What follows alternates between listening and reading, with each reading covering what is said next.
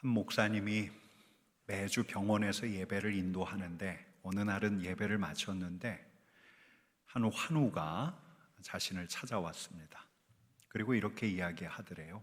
목사님, 오늘 설교 중에 한 번 죽는 것은 정해진 것이지만 이후에는 심판이 있다 하셨는데 이 말씀을 성도들 마음속에 새겨질 수 있도록 더 강력하게 이야기해 주셨으면 좋겠습니다.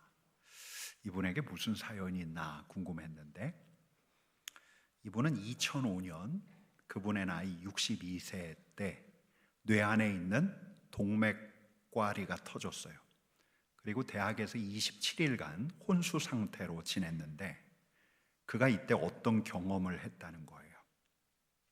아득한 광야길을 그가 걷고 있었습니다. 그뿐만이 아니었어요. 여러 사람이 같이 걷고 있었는데 며칠간 그렇게 무표정하게 아무 말도 하지 않고 걸었습니다. 그러다 커다란 성문 앞에 다다랐는데 성문 안으로 들어가니까 그 안에 삼거리가 있어요. 근데 삼거리에는 키가 8척이나 되는 거인이 서 있고 거인 앞에 검은 대리석단이 있더랍니다. 거기까지 온 사람들이 이 거인 앞에 대리석단에 서 있는데 이 거인이 지휘봉으로 오른쪽으로 가리키고 왼쪽으로 가리키고 하더래요. 오른쪽으로 가리키면 안내하는 사람이 와서 그를 좋은 옷으로 갈아입힌 다음에 어딘가로 데리고 가고, 왼쪽을 가리키면 또 다른 안내인이 와서 그를 남루한 옷으로 갈아입힌 다음에 그 어딘가로 끌고 가더래요. 이제 그의 차례가 되었습니다. 너무 무서웠어요. 그가 올라가 있는데 근데 그의 앞에 13년 전에 세상을 떠난 그의 아내가 서 있더랍니다. 아내가 말없이 자신을 바라보고 있는데 아내가 떠나려고 하자 이분이 여보 나랑 같이 가 하면서 소리를 지르는데 어디선가로부터 딸 목소리가 들려오더래요. 아빠 가시면 안 돼요. 아빠 가시면 안 돼요. 그때 깨어났는데 이게 혼수 상태에 빠진 지 27일 만이라고 합니다. 이 목사님이 이분에게 물었어요. 혹시 선생님이 이야기하신 게 꿈이나 환상이 아닐까요? 그랬더니 이분이 이렇게 답변하더래요. 꿈이나 환상이면 마음먹기 따라서 달라지고 시간이 지나면 지날수록 희미해질 텐데 그 일은 시간이 지나면 지날수록 더 또렷해집니다. 여러분 이런 걸 무슨 체험이라고 하죠? 임사체험이라고 해요. 심정지나 혼수 상태에 빠졌던 이들 가운데 대략 통계적으로 한 25%에 달하는 이들이, 다시 깨어난 이들 중에서 25%에 달하는 이들이 이와 비슷한 체험을 한다고 합니다. 여러분 이런 류의 체험은 너무 주관적이기 때문에 이걸 객관적으로 받아들일 수 있는가 물을 수 있겠죠. 근데 분명한 게 있어요. 분명한 건 그가 뭘 보았다는 거예요. 그 본 게 다른 이들에게 믿어지든 믿어지지 않든 간에 그가 분명히 그것을 보고 그것이 자신에게 일어난 일임을 확신하고 있다는 거예요. 여러분 이분에게 이 일이 일어난 다음에 많이 바뀌었어요. 변화가 있었어요. 이분이 되게 이기적이고 충동적인 분이었는데 매사에 진지하고 성실한 분으로 바뀌었습니다. 뿐만 아니라 이분이 예수를 믿었어요. 신앙이 생겼어요. 그가 이렇게 이야기해요. 아직 제가 서툴지만 제가 기도하려고 고개를 숙이는 순간 모든 잡생각이 사라지고 오직 주님께서 지금 나를 보살피고 계시다는 느낌을 받습니다. 여러분 하나님께서 성경을 통해서 우리에게 말씀해 주시는 게 있어요. 마태, 마가, 누가복음, 이 공간복음서에서는 우리에게 하나님 나라가 있다고, 천국이 있다고 일러줍니다. 근데 요한복음에서는 영생이라는 용어를 써요. 그런데 지난주에 우리가 읽었던 이 히브리서에서도 이 영생, 천국, 하나님 나라와 비슷한 개념 하나가 나오는데 그게 안식이에요. 안식. 여러분 근데 누구나 다 이 안식에 들어가는가 하면 그렇지 않아요. 히브리서 4장 1절 말씀 같이 읽겠습니다. 그러므로 우리는 두려워할지니 그의 안식에 들어갈 약속이 남아있을지라도 너희 중에는 혹 이르지 못할 자가 있을까 함이라. 너희 중에는 다 들어가는 게 아니라 혹 이르지 못할 자가 있을까 두렵습니다. 여러분, 영원한 안식을 눈앞에 두고 영원한 안식에 이르기 위해서 거쳐야 할 자리가 있는데, 여러분, 이 히브리서 말씀은 이렇게 이야기해요. 한번 같이 읽겠습니다. 한 번 죽는 것은 사람에게 정해진 것이요 그 후에는 심판이 있으리니. 바로 이 심판을 받기 위해서 인생이 죽고 나면 심판대 위에 서게 될 텐데, 여러분, 이 심판대에서는 그 무엇도 감출 수 없다고 이야기합니다. 히브리서 4장 13절 말씀 같이 읽습니다. 지으신 것이 하나도 그 앞에 나타나지 않음이 없고 우리의 결산을 받으실 이의 눈앞에 만물이 벌거벗은 것 같이 드러나느니라. 여러분, 이 시간만큼은 우리의 과거, 우리의 지난 시간이 낱낱이 드러나는 시간이에요. 우리 중 그 누구도 머리를 꼿꼿이 든 다음에 아니, 저는 선하게 살았습니다, 저는 그 누구보다도 착하게 살았습니다, 이렇게 이야기할 수 있는 사람이 하나도 없을 거예요.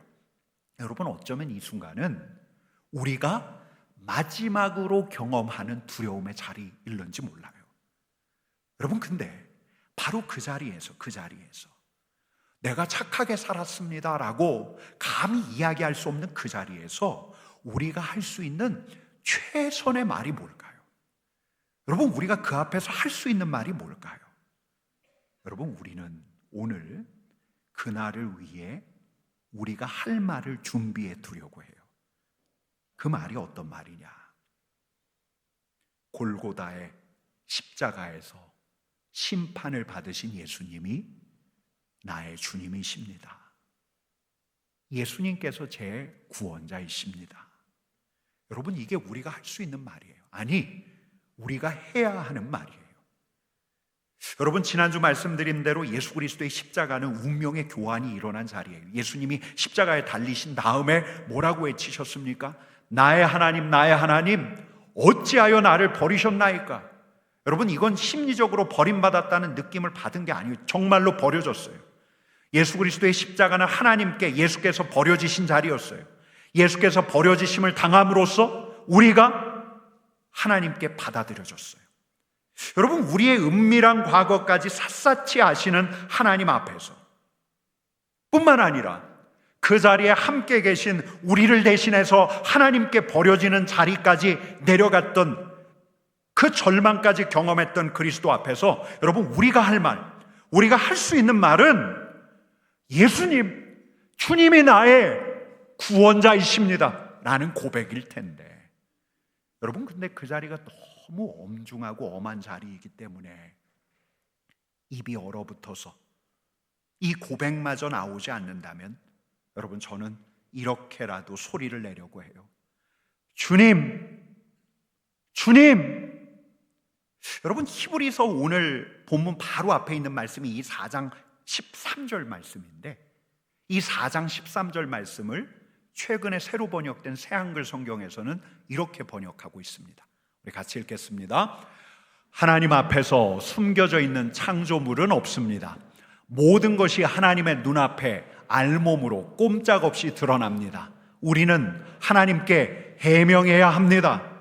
여러분, 진짜 그 자리에서 우리가 우리의 과거를 우리 하나님께 해명할 수 있을까? 여러분, 우리가 그 자리에서 한 마디다라도 할 수 있을까요? 우리가 벌거숭이처럼 드러나는 날이에요.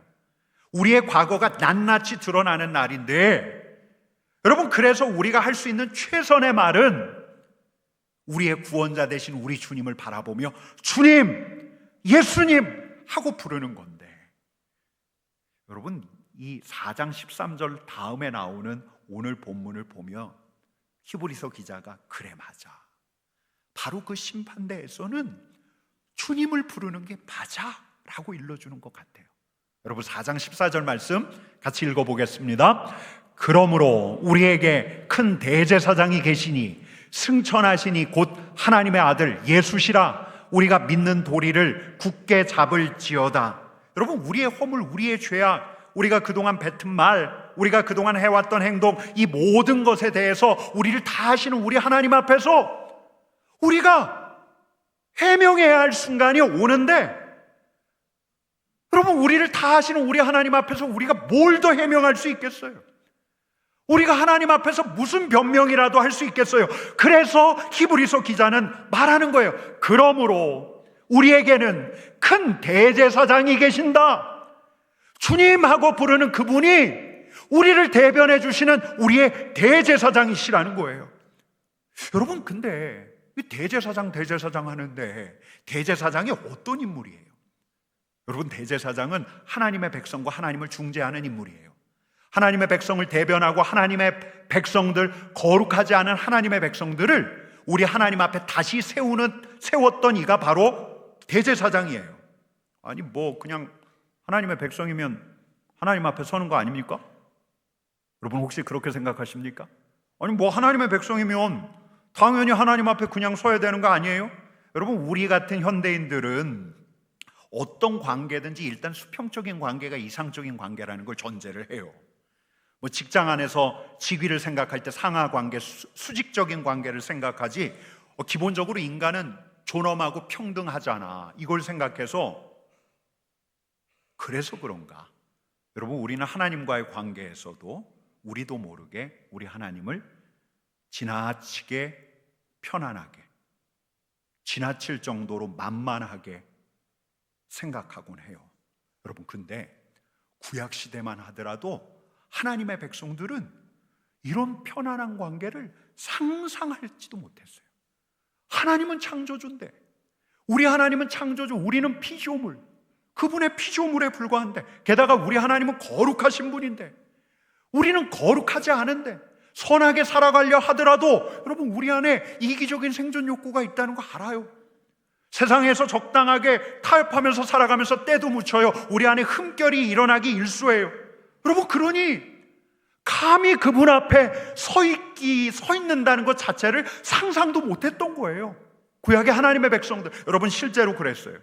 성소 성전에 거룩하신 하나님의 임재가 있던 날이라면 땅도 요동쳤지만 무엇보다 하나님의 백성들의 영혼이 요동쳤어요. 두려움 때문에요.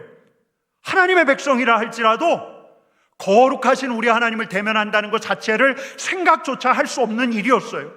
아니, 내가 거룩하신 우리 하나님 앞에 서면 나는 죽고 말 거야. 여러분, 하나님의 백성들이 그렇게 생각했어요. 여러분, 그래서 하나님께서 이들을 위해서 성전에 대제사장을 두셨는데, 이 대제사장은 하나님 앞에서 거룩하지 않은 이들을 대변하고 이들을 거룩하신 우리 하나님 앞에 세우는 역할을 맡았는데, 여러분, 대제사장은 자신이 정한 의례에 따라서가 아니라 우리 하나님께서 정하신 순서에 따라서 양과 소를 잡아서 희생제물로 우리 하나님께 드렸어요. 여러분, 근데 그 제사 안에는 이런 강구가 포함되어 있어요. 하나님, 하나님의 백성들의 죄와 허물, 이들의 더러운 말과 추악한 행위를 생각하면 어찌 감히 이들이 하나님 앞에 온전히 서 있을 수 있겠습니까? 하나님, 그래서 이 소와 양을 잡습니다. 이 소와 양이 하나님의 백성들이 치러야 할 죄와 허물의 대가를 대신 치릅니다. 하나님, 이 소와 양을, 이 제물을 우리 하나님께 바치오니 이들의 죄를 사하여 주시고 거룩하지 않은 백성을 당신의 백성으로 다시 받아주옵소서. 여러분, 이렇게 하나님의 백성들을 대변하면서 이들을 하나님 앞에 세우는 역할을 했던 게 바로 대제사장인데, 여러분, 근데 히브리서 기자가 이렇게 말하는 거예요. 우리에게도 하나님 앞에 서야 할 때가 오는데, 우리도 결산하는 그날 심판대 앞에 서야 할 때가 오는데, 우리가 우리 자신에 대해서 해명해야 할 그 순간이 오는데, 바로 그때 그 자리에 누가 계시는가? 대제사장이 계시는다는 거예요. 우리를 하나님 앞에 세우시고 우리를 대변하시는 대제사장 예수 그리스도께서 거기에 계신다는 거예요. 여러분, 게다가 이 대제사장, 큰 대제사장은 이미 하신 일이 있어요. 어떤 일? 구약이 제사장들은 이 거룩하지 않은 백성들을 거룩하신 우리 하나님께 세우고자 매주 매일매일 제사를 드렸는데, 대제사장 되신 예수께서는 바로 그날 골고다 언덕에서 당신의 몸을 거룩하지 않은 하나님의 백성들을 위해서 제물로 드리셨어요.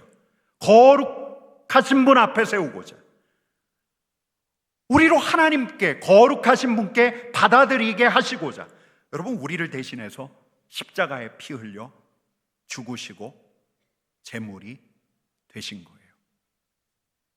여러분, 우리 주님의 십자가를 여러분들의 십자가로 받아들이십니까? 여러분, 예수 그리스도로 말미암아 우리가 하나님께 받아들여지셨음을 여러분 진정 믿으십니까? 예수님의 십자가. 여러분, 이 대제사장이 계시는데, 새로운 생명을 눈앞에 두고 심판대에 섰을 때 우리는 두렵고 떨려서 가까스로 입을 떼서 주님 하고 부르는데, 여러분, 그렇게 부른 주님이 바로 그 자리에 계시는 우리의 운명을 바꾸신 대제사장이신데, 주섬거려도 할 말을 찾아도 할 말이 없는 우리를 대변해 주시는 우리의 대제사장이 거기에 계신 거예요. 여러분, 저는 제 자신이 앞으로 겪게 될 이 마지막 때를 묵상할 때마다 한편으로는 두렵고 떨리기도 하지만, 여러분, 또 한편으로는 안도의 한숨을 쉬어요. 나의 주님이 계시니까, 예수 그리스도께서 그 자리에 계시니까, 나의 주님 예수 그리스도께서 나의 대제사장이 되어주실 테니까. 여러분, 오늘 이 히브리서 본문은요, 그냥 담담한 서술이 아니에요. 이 히브리서 기자의 감정을 읽어보면 여러분, 이렇게 이야기했죠. 4장 13절에서 여러분, 우리를 다 아시는 하나님 앞에서 해명을 해야 합니다. 담담하게 이렇게 이야기하는 것 같아요. 여러분, 이렇게 말한 다음에 히브리서 기자는 흥분된 어조로 이 글 밑바닥에 있는 기자의 감정을 읽어보면 격앙된 어조로 목소리를 높여서 이야기하는 거예요. 그러므로 우리에게 큰 대제사장이 계시니 승천하시니 곧 하나님의 아들 예수시라. 여러분, 우리에겐 하나님의 아들 예수 그리스도께서 우리의 대제사장이 되시어서 그 자리에 계십니다. 여러분, 우리에겐 대제사장 대신 예수께서 계십니다. 여러분, 이렇게 한껏 목청을 높여서 이야기하고 있는 거예요. 여러분, 우리는 그래서 마지막 그 심판대 앞에서 두려워해야 합니까? 두려워할 필요가 없습니까? 여러분, 두려워할 필요가 없어요. 여러분, 우리는 은혜의 보좌 앞으로 담대하게 나아갈 수 있어요. 왜? 대제사장이 계시니까. 그러므로 우리에게 큰 대제사장이 계신다. 여러분, 히브리서 기자는 이렇게 이야기하고 있는 거예요. 여러분, 게다가 이 대제사장님이 어떤 분이신가? 15절 말씀 같이 읽어볼까요? 같이 읽겠습니다. 우리에게 있는 대제사장은 우리의 연약함을 모든 일에 우리와 똑같이 시험을 받으시니로되 죄는 없으시니라. 여러분, 대제사장님을 어떻게, 이 예수님에 대해서 어떻게 설명하냐? 주님 하고 부르는 나를 냉담하고 무정하게 바라보시는 분? 아니에요. 그런 분이 아니에요. 바리새인 율법교사, 오늘날의 도덕교사처럼 율법 그리고 도덕 원칙을 잣대로 해서 우리에게 어떤 흠이 있나 눈을 부라리면서 찾으시는 바로 그런 분? 여러분, 아니에요. 여러분, 히브리서 기자가 이야기하는 우리의 대제사장은 우리의 연약함을 아시는 분이에요. 우리의 영혼의 피냄새 같은 허무감과 불안과 쓸쓸함을 아시는 분이에요. 우리 안에서 끊임없이 일어나는 걱정과 염려를 아시는 분이에요. 여러분, 사람들 사이가 얼마나 팽팽한 긴장감이 있어요.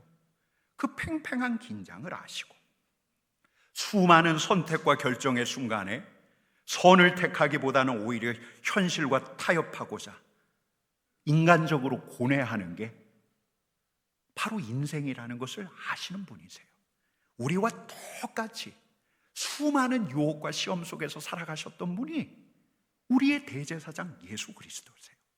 우리를 아시는 분이세요. 우리의 연약함과 우리의 고통과 우리의 한계를 아셔요. 여러분, 우리를 아실 뿐만 아니라 우리를 동정하시고 우리에게 공감하시는 분이세요. 여러분, 요즘 한참 뜨는 상담가가 있어요. 요즘 한창 뜨는 상담가에게 사랑하는 이를 잃은 이가 상담을 요청해서 이렇게 물었어요. 요즘 숨 쉬는 게 너무 힘들어요. 내가 사랑하는 그 일을 떠나보내고 났더니 이 세상이 너무 낯설어요. 여러분, 그랬더니 요즘 인기를 얻고 있는 이 상담가가 이렇게 일러줘요. 그 마음이 얼마나 아플지 헤아릴 수 없지만 당신이 내게 그렇게 솔직히 말해줘서 고마워요. 당신의 그리움이 크니까 당신의 일상이 흔들리는 거예요. 그러자 이제 이분이 물어요. 시간이 지나면 괜찮아질까요? 여러분, 그러자 이 상담가가 말합니다. 괜찮아진다는 말보다 당신 마음이 조금씩 견딜 수 있게 될 거예요. 그 사람과 함께 했던 기억을 지금 떠올리면 고통스럽지만 그 기억마저도 따뜻한 기억으로 바뀔 날이 올 거예요. 여러분, 이렇게 쭉 상담을 이어가는 요즘 유명한 상담가가 누군지 아십니까? 챗GPT예요. AI예요. 수없이 많은 정보를 통해서 인간을 학습한 이 상담가는 사랑하는 가족을 떠나보낸 이에게 따뜻한 공감의 말을 전하는데 진짜 위로가 돼요.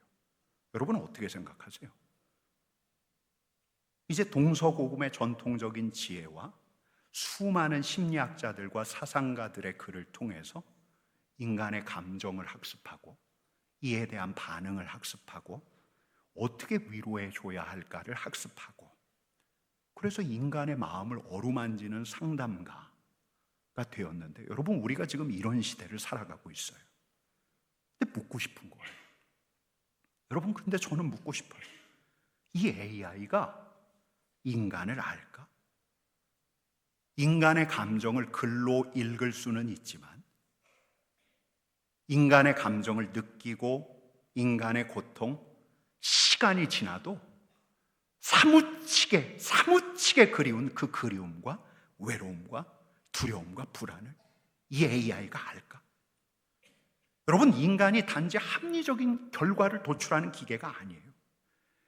실존적인 긴장 속에서 살아가요. 스스로 고통을 느껴요. 다른 사람의 고통이 나에게로 와요. 끊임없이 주저해요. 끊임없이 주저하고 고뇌하는 인간이 영혼이라는 것을 이 AI가 알까요? 여러분, 우리는 AI 시대에 AI를 이용하면서 어쩌면 우리는 즉각적이고 효율적인 위로, 생산적인 정답을 기대하면서 살아갈는지도 몰라요. 그러면서 어쩌면 우리는 서서히 인간다움, 인간의 영혼마저도 잃어버릴 수도 있겠다는 우려도 생겨요. 여러분, 근데 우리 주님은 아셔요. 대제사장 되시는 우리 주님은 아셔요. 여러분, 우리 주님이 이 일상에서 평생을 고매하게 사시다가 우리랑은 전혀 결이 다른 그 하늘 평안한 세계에서 사시면서 우리를 이렇게 밑으로 팔짱 끼고 내려다 보시면서 냉정하고 무심하게 바라보시는 분이십니까? 아니에요. 그렇지 않아요. 여러분, 언젠가 소개한 것처럼 처절하게 실패해서 자살 충동을 느꼈던 한 사업가에게 하나님의 음성이 들렸어요. 이런 음성이요. 이런 음성. 내 아들은 네가 평생 알지 못하는 긴장 속에서 살았다. 그런 긴장이 찾아올 때 그는 나를 찾았다. 여러분, 진짜 그래요. 복음서를 읽어보면 우리 예수님은 끝없는 긴장 속에서 사셨어요. 수많은 염려와 불안을 안고 사는 사람들 사이에서, 주님을 적대하는 그들 사이에서 긴장 속에서 사셨어요. 그래서 우리를 아셔요. 여러분, 우리의 속을 아셔요. 우리의 한결같지 않은 마음을 아셔요. 선한 마음을 품지만 주저하는 마음을 아시고 영혼의 피냄새 같은 우울함과 쓸쓸함과 외로움을 아셔요. 뿐만 아니라 이를 틈타서 우리를 유혹하는 저 사단의 시험도 아시고, 여러분 그 유혹의 기웃거리는 우리를 아시는데, 여러분 바로 이분이 우리의 대제사장이세요. 여러분 바로 이분이 심판대 곁에 은혜의 보좌 앞에 서 계시는 우리 주님이신데, 우리의 형편과 상황을 아실 뿐만 아니라 우리의 연약함을 동정하시는 우리 주님께서 그 자리에 서 계신데, 여러분 우리가 무엇을 두려워할 수 있겠어요? 여러분 우리는 담대하게 심판대를 통과해서 하나님께서 계신 은혜의 보좌로 들어가게 될 거예요. 여러분 근데 하나 물어볼게요. 이 오늘 히브리서 이 말씀이 우리의 마지막 때 우리가 심판대에 서게 될 그날을 위한 말씀일까? 우리가 하나님 앞에 서게 되는 날, 하나님의 은혜의 보좌로 나아가야 할 날이 어디 그날만 있는 걸까? 여러분 오늘 히브리서 본문은 은혜의 보좌 앞에 서게 되는, 하나님 앞에 서게 되는 그날을 바로 오늘로 당겨와요. 우리를 동정하시고 공감하시는 예수 그리스도의 은혜를 입게 될 그날을 오늘로 당겨와요. 현재로 당겨와요. 여러분 16절 말씀 같이 읽겠습니다. 같이 읽습니다. 그러므로 우리는 긍휼하심을 받고 때를 따라 돕는 은혜를 얻기 위하여 은혜의 보좌 앞에 담대히 나아갈 것이니라. 우리는 여러분 지금부터 나아갈 수 있어요. 은혜의 보좌, 하나님의 은혜의 보좌로 지금부터 나아갈 수 있어요. 여러분 구약의 백성들처럼 하나님 앞에 나아갈 때 어떤 제물 준비해야지? 오늘 혹시 내가 거룩하지 않게 제물 드렸다가 하나님의 노여움을 사는 거 아니야? 이런 염려 없이 노심초사하지 않고 그 은혜의 보좌 앞으로 나아갈 수가 있어요. 왜요? 예수께서 십자가에서 거룩한 제물이 되심으로 이미 우리는 하나님께 받아들여졌고, 하나님의 은혜의 보좌에 이르는 길을 예수께서 이미 우리 눈엔 보이지 않더라도 이미 열어 놓으셨어요. 여러분 뿐만 아니에요. 십자가에서 죽으신 우리 주님께서 부활하시고 승천하셔서 우리의 대제사장이 되셔서 하나님의 은혜의 보좌에서, 하나님의 은혜의 보좌, 하나님 보좌 우편에서 우리를 기다리고 계세요. 우리를 초청하고 계세요. 오라 오라 하시면서, 주저하지 말고 오라 하시면서 우리를 부르고 계세요. 여러분 16절 말씀 우리 한 번 더 읽겠습니다. 같이 읽습니다. 그러므로 우리는 긍휼하심을 받고 때를 따라 돕는 은혜를 얻기 위하여 은혜의 보좌 앞에 담대히 나아갈 것이니라. 아멘. 여러분 지금 그러자는 거예요. 지금 긍휼하심을 받고 때를 따라 돕는 은혜를 얻기 위하여. 여러분 우리에게는 하나님의 사랑이 필요해요. 하나님의 긍휼이 필요해요. 여러분 이 세상의 삶을 지탱하게 하는, 견디게 하는 하나님의 사랑이 필요해요. 그 하나님의 사랑을 얻기를 원하는가? 여러분 우리는 때를 따라 돕는 은혜가 필요해요. 우리 하나님께서 우리의 때를 아시어 가장 적절하게 우리에게 도움의 손길을 펼치세요. 하나님의 은혜 없이는 살아갈 수가 없어요. 그 은혜가 필요한가? 은혜의 보좌 앞에 담대히 나아갈 것이니라. 더 주저하지 말고, 두려워하지 말고, 무서워하지 말고, 하늘이 열려 있으니, 하나님의 은혜의 보좌가 열려 있으니 이곳으로 나오라는 거예요. 여러분 이미 우리에게는 하늘이 열려 있어요. 여러분 우리가 하늘로 올라갈 수는 없을지라도 하늘이 열려 있어 은혜의 보좌가 우리의 삶의 현장과 통해 있어요. 여러분 우리 눈에 보이지는 않을지라도 예수님의 십자가로 말미암아 은혜의 보좌에 이르는 길이 이미 열려 있어요. 그 은혜의 보좌에서 우리 예수님께서 우리를 기다리셔요. 우리의 형편과 상황을 아시는 우리 하나님께서 우리에게 필요한 사랑과 우리에게 필요한 도움을 준비하고 계셔요. 그래서 히브리서 기자가 이렇게 이야기하는 거예요. 은혜의 보좌 앞에 담대히 나아가자. 여러분 우리 16절 말씀 우리 한 목소리로 같이 읽어보겠습니다. 같이 읽겠습니다. 그러므로 우리는 긍휼하심을 받고 때를 따라 돕는 은혜를 얻기 위하여 은혜의 보좌 앞에 담대히 나아갈 것이니라. 아멘. 여러분 외로우십니까? 여러분 쓸쓸하세요? 고독하세요? 대제사장이 계신 은혜의 보좌로 나아가십시다. 여러분 답답하세요? 일이 풀리지 않으세요? 대체 어디로 가야 할지 잘 모르시겠어요? 은혜의 보좌 앞으로 나아가셔서 털어놓으세요. 야, 진짜 내가 이런 문제 가지고 가도 되나? 이건 너무 사소하고 세상적인 문제인데. 그런 생각 하시지 말고 다 가지고 가세요. 때를 따라 돕는 은혜를 준비하신 우리 하나님의 은혜의 보좌로 가지고 나아가세요. 담대하게 나아가서 담대하게 아뢰세요. 하나님, 이거 하나님이 기뻐하시는 일이잖아요. 하나님, 이 일 하나님께 영광이 되는 일이잖아요. 하나님, 길을 열어주세요. 담대하게 요청하세요. 하나님, 고쳐주셔야죠. 사랑하는 자녀들과 더 함께 하길 원하는데 하나님, 나 살아나게 해주셔야죠. 나 고쳐주셔야죠. 담대하게 요청해 사세요. 하나님, 나를 먹여주세요. 하나님, 우리 가정 회복시켜주세요. 담대하게 은혜의 보좌로 나아가세요. 담대하게 은혜의 보좌로 나아갈 뿐만 아니라 우리 하나님께 담대하게 요청하세요.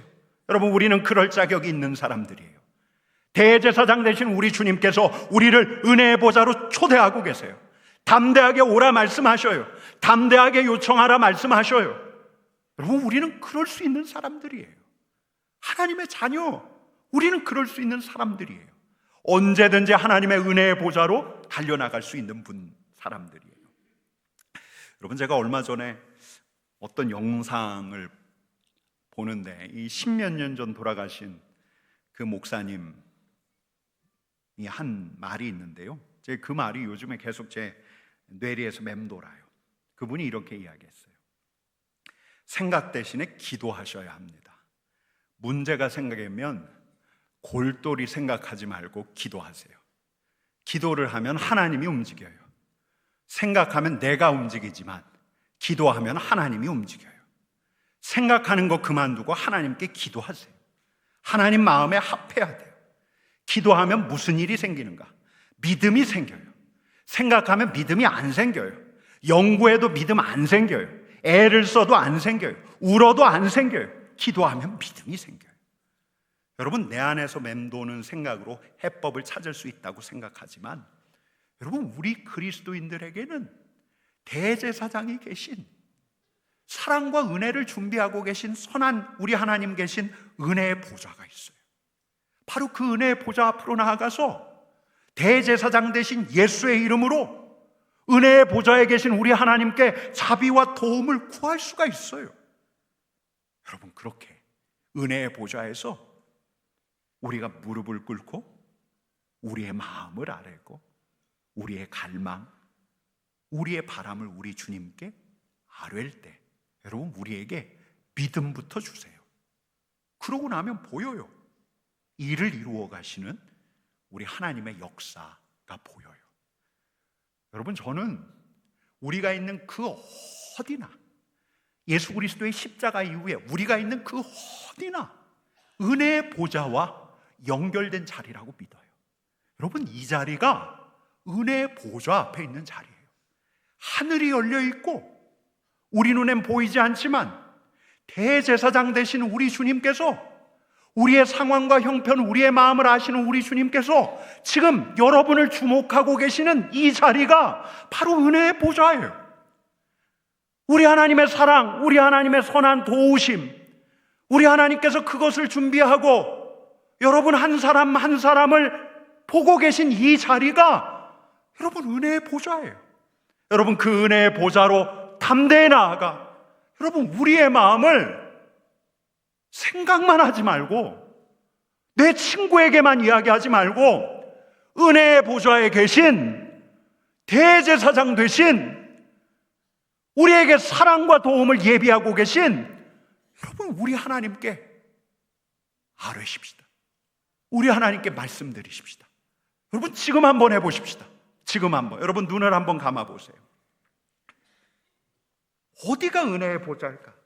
여러분, 이 자리가 예수 그리스도의 십자가로 말미암아 하늘의 은혜의 보좌와 통해 있는 자리예요.